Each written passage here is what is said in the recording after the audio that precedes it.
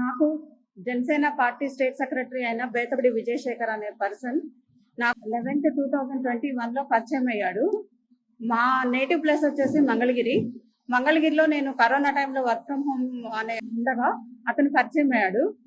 పార్టీకి సంబంధించి ప్రతి విషయం నాతో మాట్లాడడం, తర్వాత అలా మాట్లాడుకుంటూ 2024లో మన జనసేన పార్టీ అధికారంలోకి వస్తుందని చెప్పేసి మభ్య పెడుతూ తనకి తాడికొండ ఇన్ఛార్జిగా పవన్ కళ్యాణ్ గారు అనౌన్స్ చేసిన దగ్గర నుంచి అతను గ్రానైట్ బిజినెస్ లని, ఇసుక క్వారీలని, వైన్ షాపులు ఇప్పిస్తాను అని చెప్పేసి నీ దగ్గర అమౌంట్ ఉంది, ఈ అమౌంట్ ని డబుల్ చేద్దాము లేదా ట్రిపుల్ చేద్దాము, నువ్వు సంపాదించుకోవచ్చు, నీ లైఫ్ సెటిల్ అవుతుంది అని చెప్పేసి నన్ను మభ్య పెడుతూ నా దగ్గర నుంచి కొన్ని లక్షల రూపాయలు బ్యాంక్ ట్రాన్సాక్షన్స్ ద్వారా తీసుకోవడం జరిగింది. అవి సరిపోక 288 గ్రాముల గోల్డ్ తాకట్టు పెట్టుకొని ఆ గోల్డ్ డబ్బులు కూడా అతను తీసుకొని నీకు ఇస్తాను, నీకు అన్ని సమకూరుస్తానని చెప్పేసి మాయ మాటలు చెప్తూ నన్ను మభ్య పెట్టడం జరిగింది. నేను నమ్మాను. ఎలా నమ్మాను అంటే, ఒక ఆశ, వైన్ షాప్ వచ్చిందంటే నా లైఫ్ సెటిల్ అయిపోతుంది హ్యాపీగా అని చెప్పేసి నమ్మి నేను డబ్బులు ఇప్పుడు పెట్టుబడి పెడితే అధికారంలోకి వచ్చాక నువ్వు 100 కోట్లు సంపాదించుకోవచ్చు అని చెప్పడం జరిగింది. అలా నేను చాలా మందిని చూశాను కాబట్టి నమ్మడం జరిగింది. అది నమ్మినందుకు అతను నన్ను చాలా మోసం చేశాడు.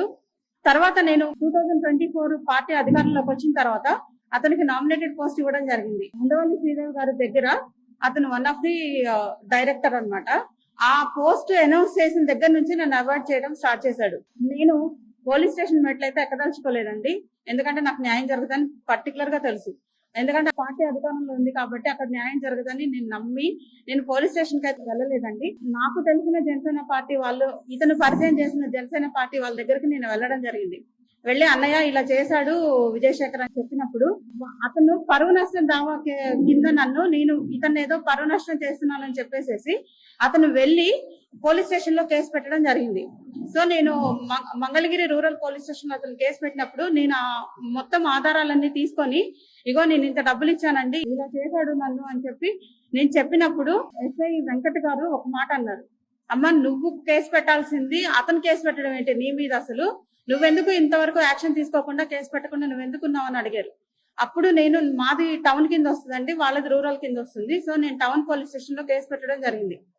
అప్పుడు కేసు పెట్టినప్పుడు చాలా మంది చాలా రకాలుగా నన్ను ఎలిగేషన్స్ తీసుకొచ్చి, నువ్వు ఇన్ని డబ్బులు ఎలా ఇచ్చావు, ఎందుకు ఇచ్చావు, ఇలా నన్ను ఇచ్చేసేసి దాన్ని ఇన్ఛార్జ్ గారి దగ్గర దాకా తీసుకెళ్ళడం జరిగిందండి. చిల్లపల్లి శ్రీనివాస్ గారి దగ్గర దాకా జరిగింది ఈ కేసుని.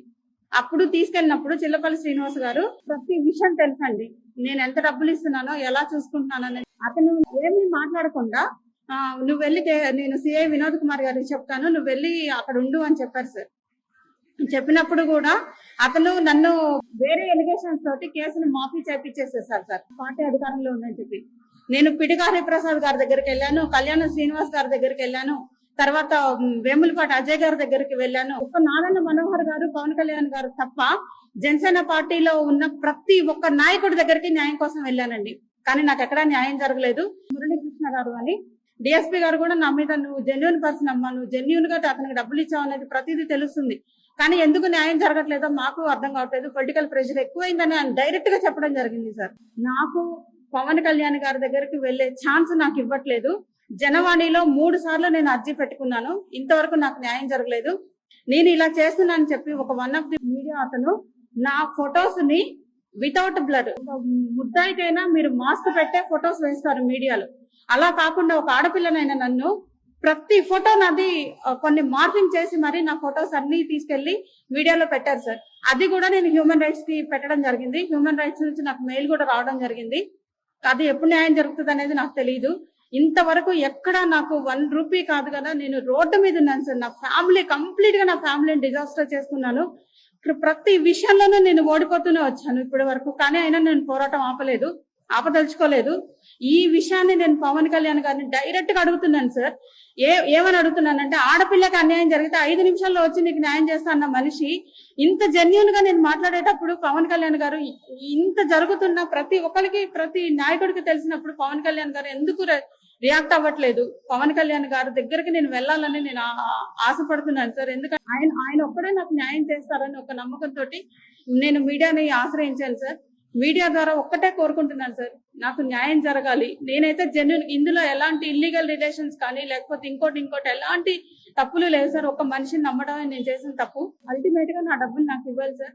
ఇంకొకటి ఏంటంటే, నేను హైదరాబాద్ లో జాబ్ చేశానని తెలుసు కాబట్టి హైదరాబాద్ లో ఉంటే అతనికి ఏంటంటే డబ్బు ఆశ. డ్రగ్స్ అమ్మిచ్చు, గంజాయి అమ్మిచ్చు, స్మగ్లింగ్ చేస్తే ఇంకా డబ్బులు వస్తాయని ఇలా కూడా నన్ను టార్చర్ చేసి నన్ను కొట్టడం జరిగింది సార్. ప్రతి రికార్డింగ్స్ నా దగ్గర ఉన్నాయి, ప్రతి వీడియో బైట్స్ నా దగ్గర ఉన్నాయి సార్. అవన్నీ నేను బయట పెడతాను. నాకు న్యాయం జరిగేంత వరకు నేను పోరాడతాను సార్. లేదు ఇది నాకైతే మీడియా అనేది లాస్ట్ ఛాన్స్ సార్. మీడియా ద్వారా కూడా నాకు న్యాయం జరగకపోతే మీ అందరి ముందు నేను పవన్ కళ్యాణ్ గారు, నాదెళ్ల మనోహర్ గారు, చిల్లపల్లి శ్రీనివాస్ గారు ప్రతి ఒక్కళ్ళ పేరు రాసి నేను ఆత్మహత్య చేసుకుంటాను సార్. ఇంకా నేను ఫెడప్ అయిపోయాను సార్. కంప్లీట్ గా మంచిగా లైఫ్ లీడ్ చేసే అమ్మాయిని ఇతను మాయ మాటలు నమ్మి మోసపోయి ఇప్పుడు రోడ్డు మీద ఉన్నాను సార్. ఎక్కడికి వెళ్ళాలని తెలియని పరిస్థితుల్లో థ్రెటనింగ్ కాల్స్ సార్. నువ్వు ఎక్కడికి వెళ్ళినా చంపేస్తాము, నువ్వు ఎక్కడికి వెళ్ళినా నువ్వు ఒంటరి ఆడదాను అని ఇలా మాట్లాడుతున్నారు సార్. నాకు న్యాయం జరిగేంత వరకు నేను పోరాడతాను సార్. న్యాయం జరిగిన రోజు ఆత్మహత్య చేసుకుంటాను సార్.